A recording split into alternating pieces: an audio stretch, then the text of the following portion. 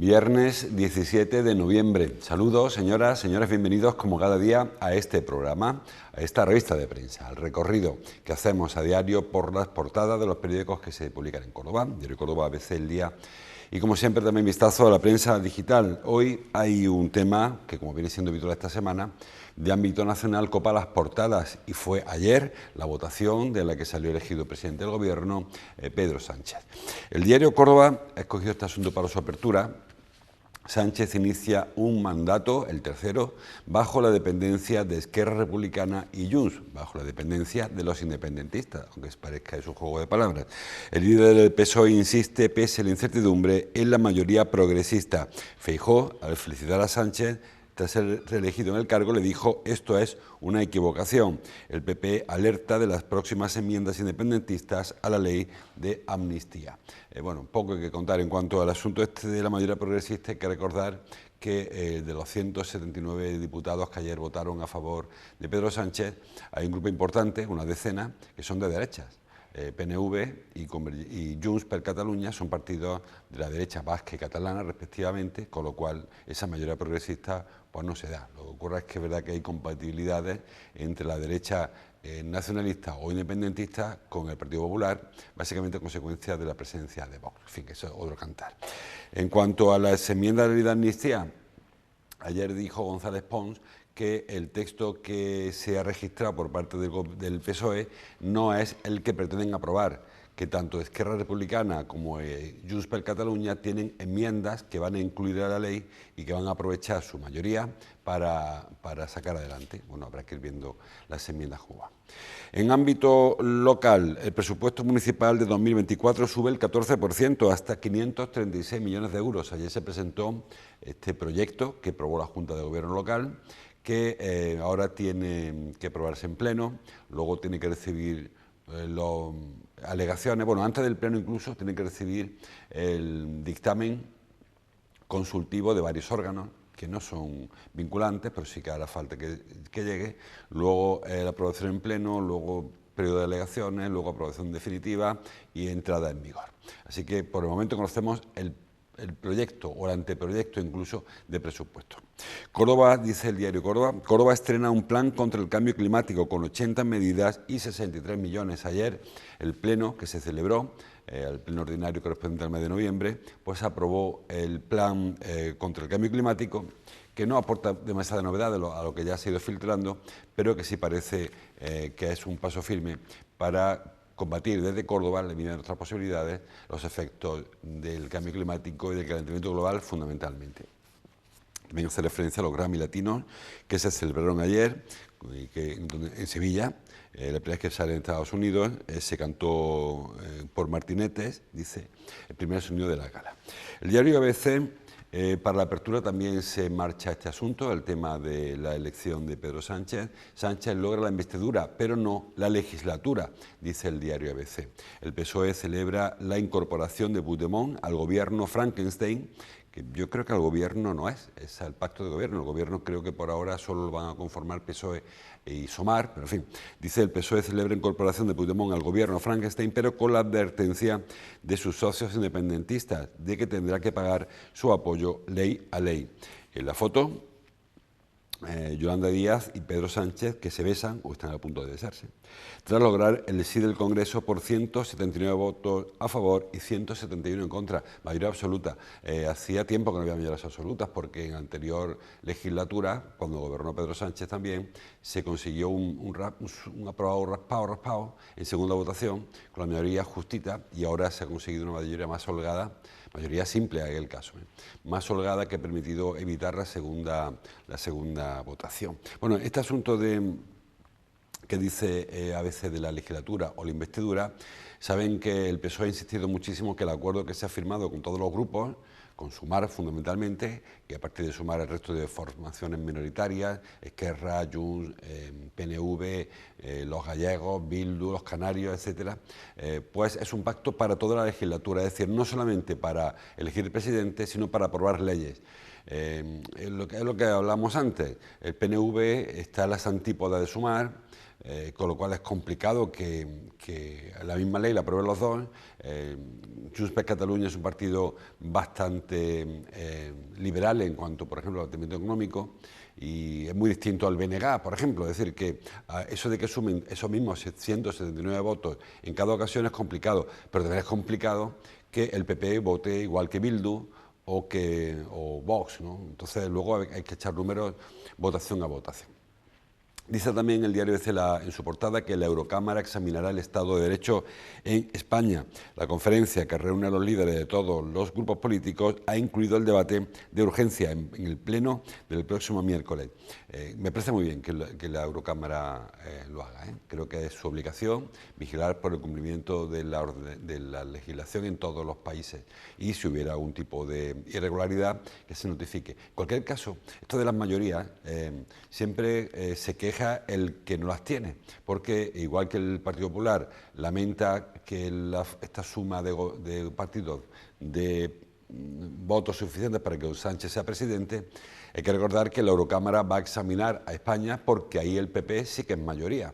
En el Senado, que también gobierna el PP o manda el PP, se aprobó un reglamento, un cambio exprés de reglamento, que tanto se criticó, por cierto, en el Congreso, para ralentizar la aprobación de las leyes. Es decir, cada uno juega sus cartas, cada uno juega con lo que tiene y con la mano que lleva. Y en ocasiones, pues cuando uno gana, se alegra, como es el caso de estos dos de la foto, y cuando pierde, pues se entristece, ¿no? Como le ocurrirá al PSOE en el Senado o en la Eurocámara probablemente, o en el Consejo General del Poder Judicial, y a cambio pues tiene controlado el Constitucional o el Congreso. Cada uno, repito, suma y sigue, y cuenta sus votos.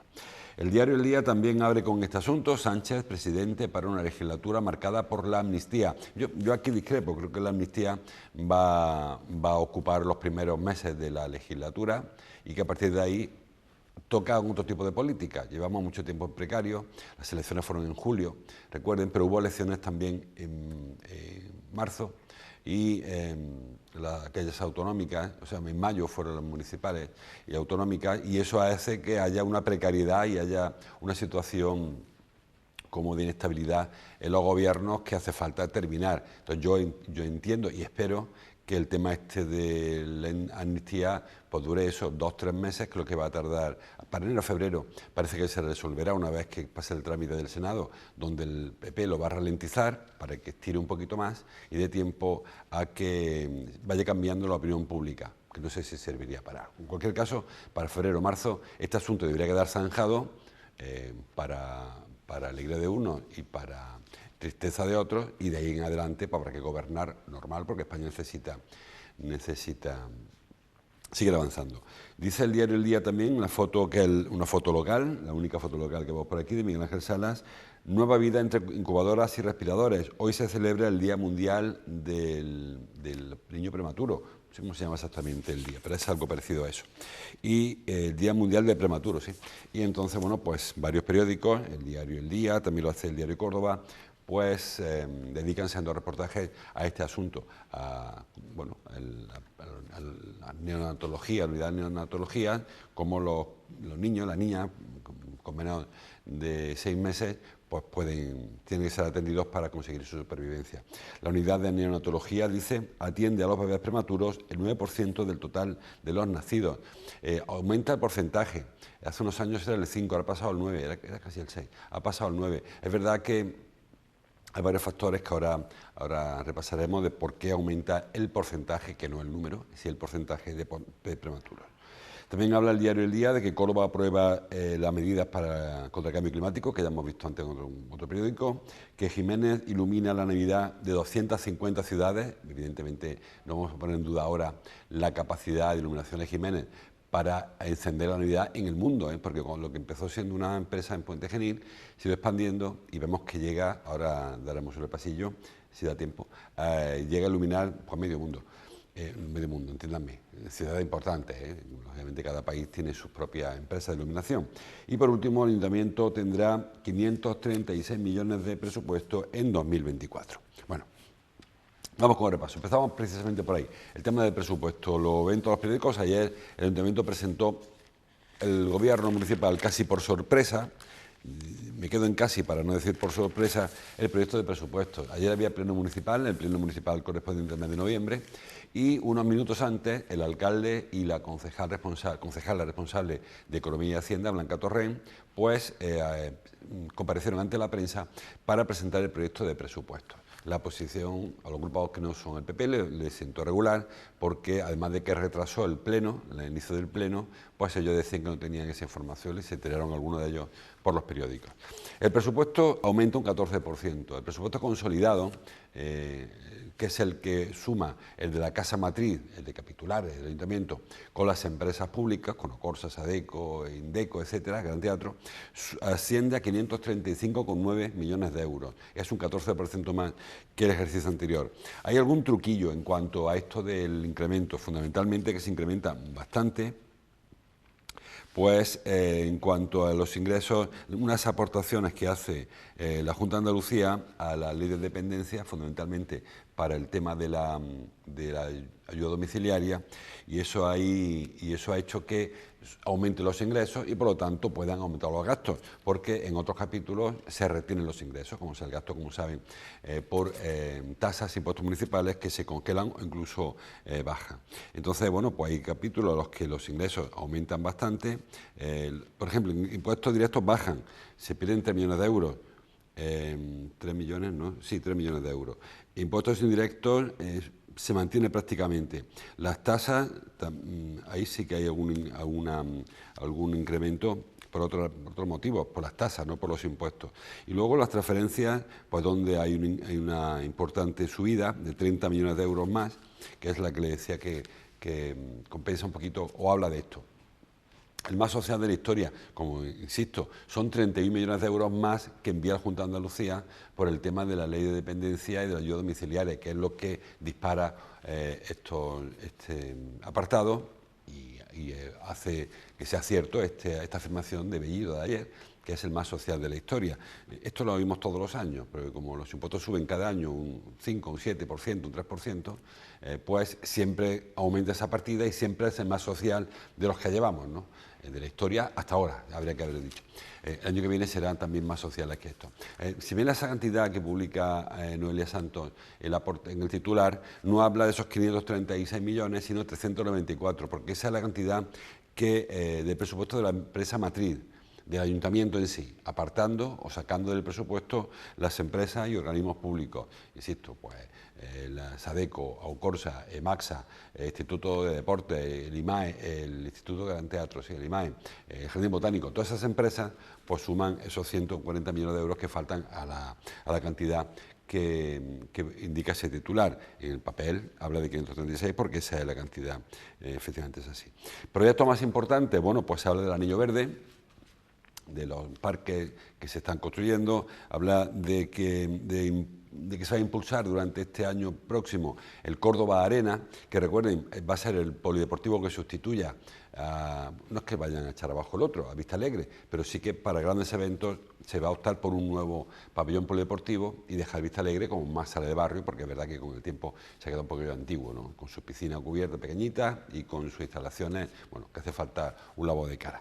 Bueno, pues para este año viene mucho dinero, vienen apenas 300.000 euros para empezar a redactar el proyecto, no se habla todavía de poner una piedra ahí. Inversiones en el casco histórico, inversiones en infraestructuras que se llevan 13 millones de euros, aunque la parte más importante, insisto, la de actividad social, servicios sociales, y sobre todo porque recibe una inyección importante por parte de la Junta de Andalucía, una actualización de las aportaciones, y son 30 millones de euros más, se pasa de 50 a 80 millones de euros, ahora hablo de memoria, no recuerdo el número, por ahí andará, de 50 a 80, con lo cual llega a 86 millones de euros, pero 64 millones son para dependencia, es decir, que es muy social en ese apartado, evidentemente necesario, pero quiero decir que el resto de actividades de servicios sociales se queda igual o incluso un poquito por debajo que el año pasado. Bueno, pues las cuentas, como les decía antes, ahora tienen un recorrido, un largo trámite, el Consejo Social, el Consejo de Ciudadanos, hay varios consejos, si quieren lo miro, pero no me acuerdo de memoria, son varios consejos los que tienen ahora que elaborar sus dictámenes, sí, no hay más, Consejo Social, Consejo de Ciudadanos y la Intervención Municipal, que tienen que elaborar sus dictámenes para dar el visto bueno o no.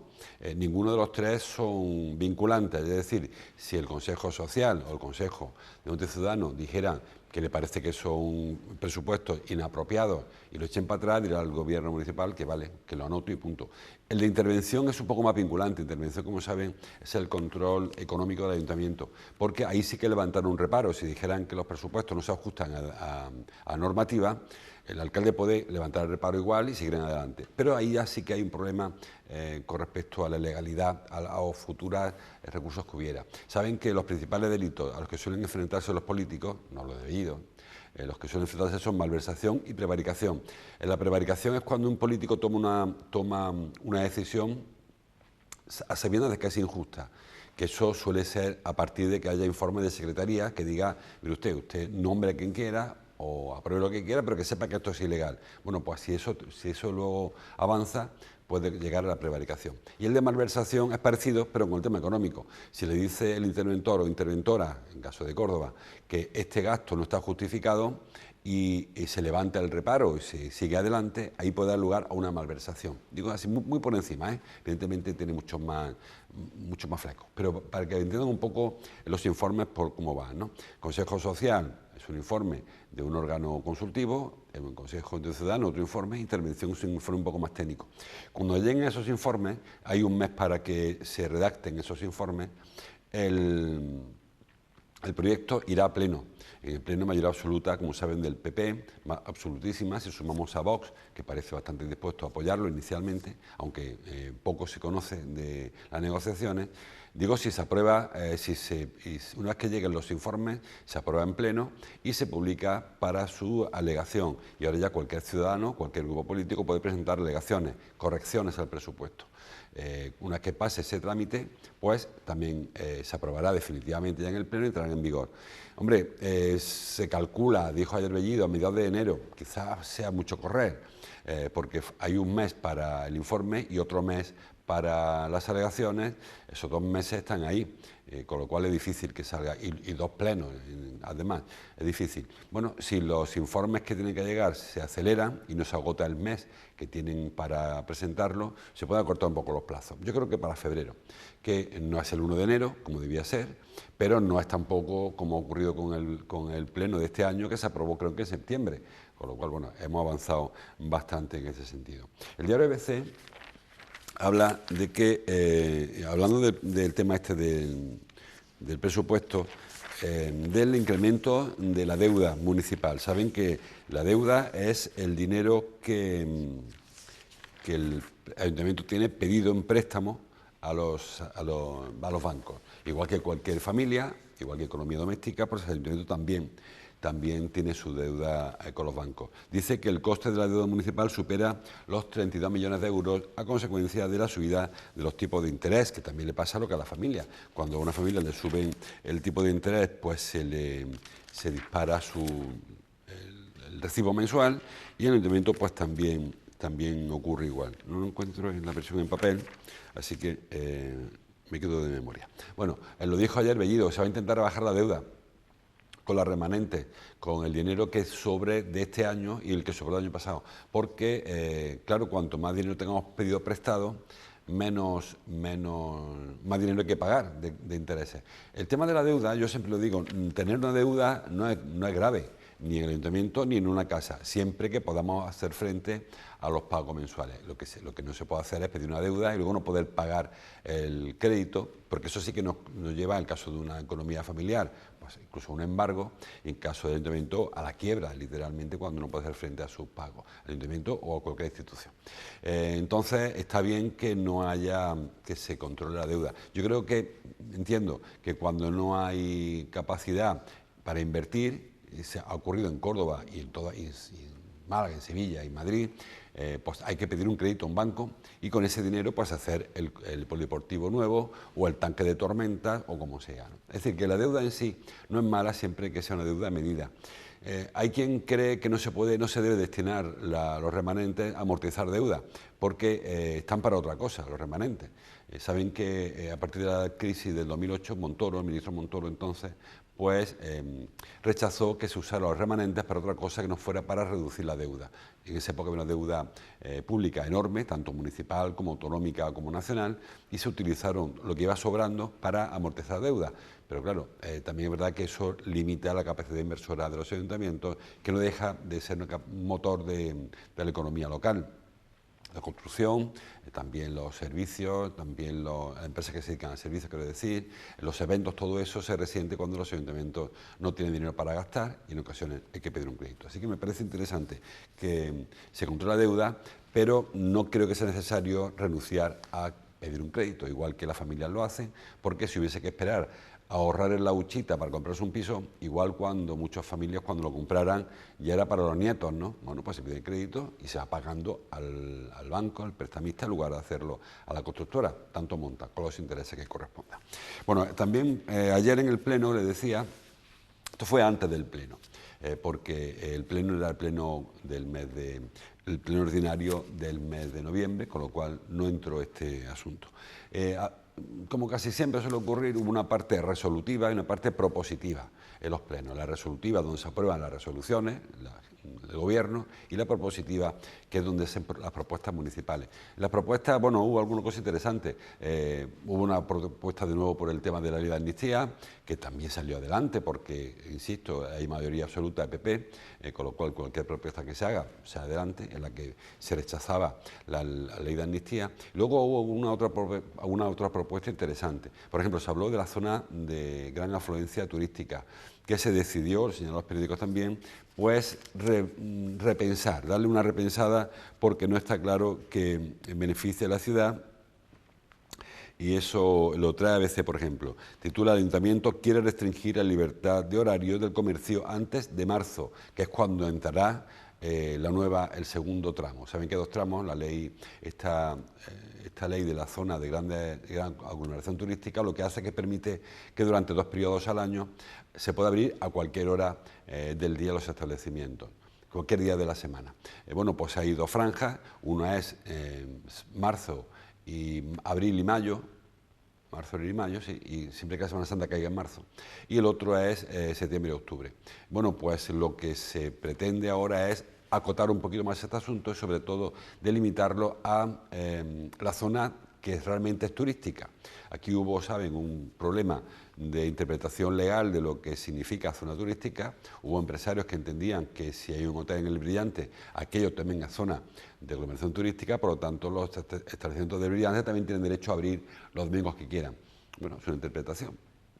El Ayuntamiento temía que si lo acotaba tanto se le rechazaría, y entonces hizo una lectura junto a la Federación de Comercio que ahora pues no parece que sea la apropiada. Nadie está a favor de que los negocios abran ahora el fin de semana que viene, que ni hay turistas, no sé, en Santa Rosa, o en Santa Rosa en concreto hay una shopping, un día de compra, ¿no? Pero no sé, no habrá demasiados turistas, no sé, Parque Figueroa, y podrán abrir si quieren, porque estamos ya en la zona de gran afluencia turística en el periodo que lo autoriza. Bueno, pues el Ayuntamiento quiere darle una repensada y a ver si consigue llegar a un acuerdo con la Junta de Andalucía para acotar un poco y proteger el comercio tradicional, porque en definitiva este tipo de leyes lo que ha venido es a dar alas a las grandes superficies, que son las que pueden determinar turno de trabajo para que se abra muchos domingos, mientras que el pequeño comercio, que a veces trabaja una sola persona, una familia, una pareja, pues es muy complicado abrir los domingos para hacer frente, para frenar la competencia de la gran superficie que tienen a veces en la acera de enfrente. Bueno, pues es cómo se soluciona este tema. Bueno, eso en cuanto al pleno de ayer, queda otro asunto del pleno de ayer que les contaba antes, que era el tema del plan contra el cambio climático. Ayer se aprobó en pleno, lo aprobaron con los votos del PP, creo que también votó a favor el PSOE, Izquierda Unida se abstuvo, y Vox dijo que no hay cambio climático. Ellos siguen pensando que las temperaturas y estas cosas que están pasando son las normales, con lo cual votaron en contra de que haya un plan, no de este plan, sino votan en contra de que haya que aprobar un plan para combatir el cambio climático. Bueno, pues a pesar de de ese negacionismo y a pesar de la abstención de Hacemos, el PP, insisto, tiene su mayoría absoluta, además lo apoyó el PSOE con alguna reserva y salió adelante. Son 80 medidas, no hay, como decía antes, ninguna gran novedad. Hay medidas, por ejemplo, el tema del tanque de tormentas que se está construyendo, con lo cual, aunque está ahí, pues no hay que avanzar demasiado. El plan de arbolado, que también está avanzando ya, con el plan director del árbol, que saben que se va a elaborar, y con la replantación de árboles, o pues el control de la zona de bajas emisiones de circulación.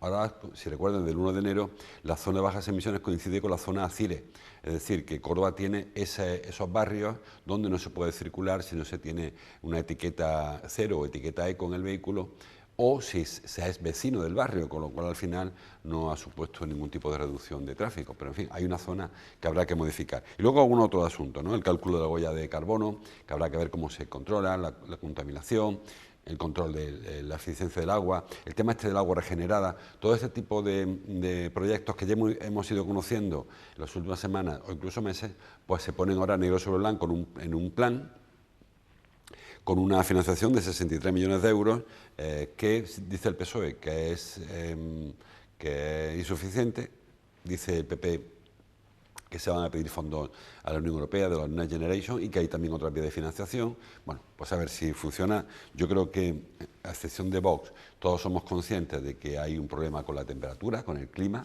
de que los veranos son más cálidos ahora que hace unos años, de que los ciclos de sequía son más cortos, o sea, hay más sequía, de que las lluvias pues tardan más en llegar y bueno, la verdad que ha coincidido con un episodio un poco más crítico, pero creo que todos los científicos coinciden que hay un cambio en la temperatura que hay que combatir cada uno desde su esfera. Y me parece interesante que la ciudad de Córdoba lo haga. También se habla aquí de las placas fotovoltaicas estas, de instalación de placas en el casco histórico. Se habla de muchas cosas. Son 80 medidas que ayer se aprobaron y ahora tienen que irse desarrollando. Bueno, la portada del día hemos visto, y ya voy terminando, habla de la neonatología, de los prematuros. Titula, también lo trae el diario Córdoba. El diario Córdoba lo firma María José Raya, los avances médicos elevan hasta el 95% de la supervivencia de los bebés prematuros en Córdoba. Hoy es el Día del Prematuro, el Día Mundial del Prematuro, y eso le ha servido de argumento a los periódicos para elaborar su reportaje. En el caso este del diario Córdoba que le estoy comentando, me sirve para el día también. Pues quizá lo que más significativo sea es que hay factores de riesgo para que un crío, para que un bebé sea prematuro. Prematuro es cuando nacen antes de la semana 32. 32 pues son 8 por 4, antes del octavo mes, son prematuros. Bueno, pues hasta la semana 28, creo que dice, la viabilidad o sobrevivencia de niños es bastante alta. Si baja mucho más, ya empieza a complicarse la cosa. Bueno, ¿por qué ahora hay más prematuros? Pues básicamente entre factores de riesgo hablan de la edad de las madres. Uno de los factores que más influye en que un crío nazca antes de tiempo es que la madre tenga más de 45 años o menos de 18, que no es tan habitual. Pero sí que es verdad que con la incorporación de las mujeres al mercado laboral se ha retrasado en algunos casos mucho la maternidad y eso está provocando que aumente el número de niños prematuros. La supervivencia aumenta hasta el 95%, afortunadamente. Es verdad que también hay una serie de secuelas que no son supervivencia, pero que luego con el tiempo pueden aflorar, que también hay que intentar evitar. No solamente ya hacer que el niño salga adelante, sino que su calidad de vida pues sea suficiente. No hay que conformarse con que nazcan. Y luego hay otro factor interesante. Se han creado unas unidades de cuidados centrados en el desarrollo de la familia. Lo que intenta es que el tiempo de la incubadora sea un tiempo lo más natural posible. Los críos intentan que se alimenten con leche materna, si es posible de la propia madre, si no pudiera ser, pues del banco de leche que, como dato curioso, se creó hace 4 años. Ha habido 214 donantes, lógicamente, que han suministrado 1.100 litros de leche, de la que se ha alimentado 314 niños recién nacidos. Así que bueno, pues una buena noticia, como siempre, cuando hablamos de salud, que la ciencia avance, que es una barbaridad. Y termino muy rápidamente ya hablando de viviendas turísticas, para invitarles que lo consulten en el diario en Cordópolis. Dice, 2 viviendas de Córdoba se convierten en pisos turísticos cada día. Es una cifra que puede asustarnos un poco, porque es verdad que hay una evolución tremenda. Por ejemplo, en el año 2013 en Córdoba había 115 pisos registrados como pisos turísticos. Pisos turísticos no son alquiler, apartamentos turísticos, esos son empresas. Hablo de particulares que ponen su piso en alquiler para turistas. 2013, 115. 2018 había ya 1.000, pero es que actualmente hay 2.500 pisos. Hablo de la capital. No, en capital son 2.300 pisos los que hay. O sea que se está disparando. Son pisos, insisto, en que sus propietarios lo destinan al alquiler turístico, no al alquiler de larga duración, que es normal, sino solamente para personas que vienen a Córdoba de turismo. La Junta está preparando un decreto, una normativa, para regular el sector. Incluso la Asociación de Pisos Turísticos ha pedido que se frene un poquito el asunto, que no puede ser que nos convirtamos, sobre todo el casco histórico, en un gran espacio de alojamiento de estas características, porque, bueno, parece que hay para un poco de freno. Ya hay en lo que se ha ido avanzando de esta nueva normativa, hay algunos vetos para la multipropiedad, también para las empresas, y para que las empresas no lo puedan hacer, y también para que las comunidades de propietarios puedan también frenar la proliferación de pisos turísticos, viviendas turísticas, se llaman así, viviendas de uso turístico. No son apartamentos, eso, insisto, es un hotel sin conserjería, es un hotel. Esto hablamos de viviendas turísticas. Y el alcalde ya dijo también ayer que sin llegar a demonizar el fenómeno, que no hay que demonizarlo, pero sí que hay que evitar que el casco histórico se convierta en un gran alojamiento turístico, que creo que todos estamos en este empeño, en evitar, en sostener nuestra singularidad, en simultanear el turismo con la idiosincrasia del cordobés y evitar que sean ciudades de cartón piedra como vemos en otras ciudades. Bueno, pues no hay tiempo para más, así que les dejo el deporte para los compañeros de informativo, programas deportivos, a Nacho Serrano, Fernando López y a Raúl Díaz, y a ustedes les invito a que, como cada día, avancen en la información, en los periódicos, en internet, en la radio o en la tele. Que pasen feliz fin de semana y nos vemos el próximo lunes. Hasta entonces, gracias por su atención.